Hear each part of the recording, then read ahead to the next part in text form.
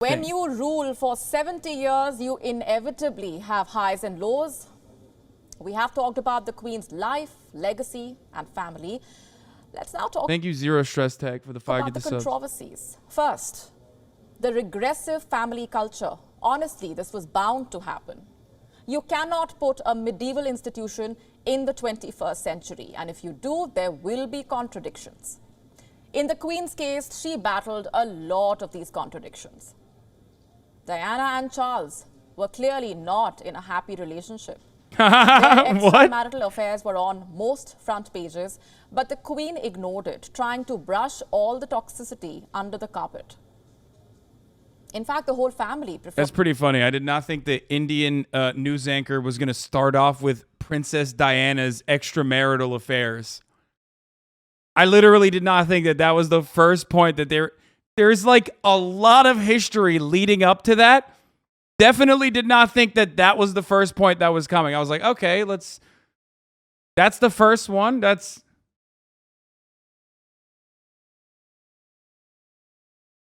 Okay, they're burying the lead a little bit, I think, but okay. Diana would later speak about how she contemplated suicide, how she felt alone in the family. And that really boils down to the Queen herself. As the head of the family, it was her responsibility. Almost 2 decades later, history repeated itself, this time with Meghan Markle. She said she faced discrimination and loneliness in the... Still don't understand why we're talking about Meghan Markle after Princess Diana. There is more to it.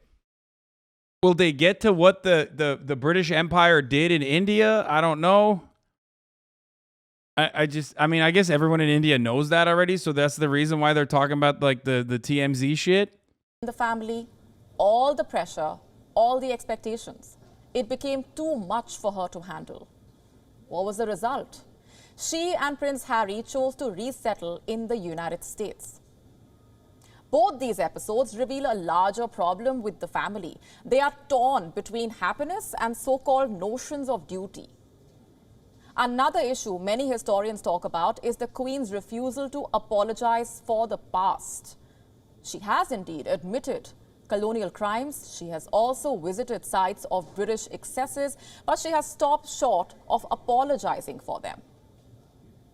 In hindsight, should she have done so? After all, the British Empire was not some benevolent institution. It was ruthless, racist. Huh. Really interesting. Why is the coverage like this? Very interesting that the coverage on Indian news is dramatically different. They're not saying that the British Empire was a benevolent institution. That's so strange. I wonder if there's any sort of historical reason for that. That's kind of crazy. I wonder why so many fucking people are excited about the prospect of like, another remnant of this old superpower that bullied and raped, pillaged, murdered, genocided their people. Feel as though, it's great to disrespect the dead, actually, because of what they represented. And vicious. If the empire existed today, it would probably be accused of crimes against humanity.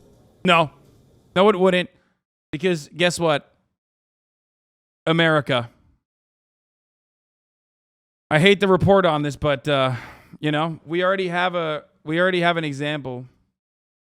This writing random numbers in the chat.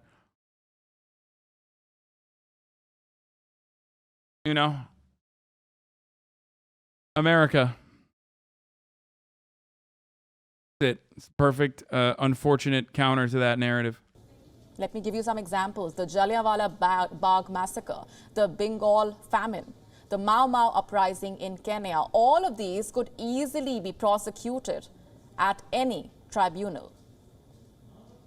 But the Queen never apologized for any of it. She may not have been directly involved in these, but she was the modern face of the institution responsible. Yep. So perhaps an apology was necessary. Yep. During her 70 years on the throne, Queen Elizabeth II was considered a passive monarch. She never interfered in British politics, but recently there was a worrying report. The Guardian reported that the Queen lobbied to change a proposed law in 2021. This is what I wanted to talk about more today. her domestic involvement in domestic British affairs and what that meant. Now, why did she do that? The law would have forced the Queen to disclose the scale of her assets. Also, this is the right of center media, and even they fucking hate it. This is the hog news of India, not leftist or liberal media, by the way. Of course they hate it. I mean, of course. They were subjects. All her shareholdings, real estate, everything. So the Queen allegedly sent her private lawyer to get an exemption. And if this did happen, it would have been a rare event. Most British prime ministers say the Queen... Turkish people hate you. Americans hate you. British people hate you. Whose side are you actually on again, Kami? Man, it's so crazy. Yeah, they really do. All these people that you mentioned, every single one. I know whose side I'm on. I'm on everyone's side from all of those countries, as long as they are on the side of the working class.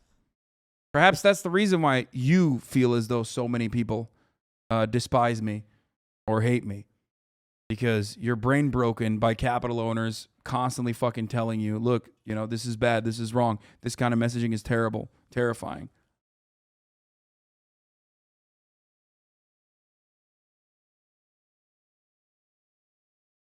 Except for at the top of the hour, where the British crimes against humanity pale in comparison crime that I subject everyone to. That's when I get a lot of hate. At the top of the hour, there's a 6-second ad break. Now, if you no longer want to see those ads, well, then the trick is simple. All you need to do is subscribe, which you can do for $5 or for free. Which Prime is free? As long as you have an Amazon Prime account connected to a Twitch account. Right. You can also get gifted a sub if you're lucky.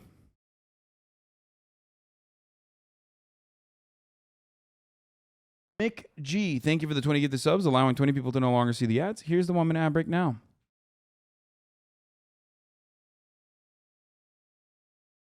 The Queen never interfered in legislation. She did everything that the government asked her to do. Yet, this 2021 report will be a blot on her record. We are now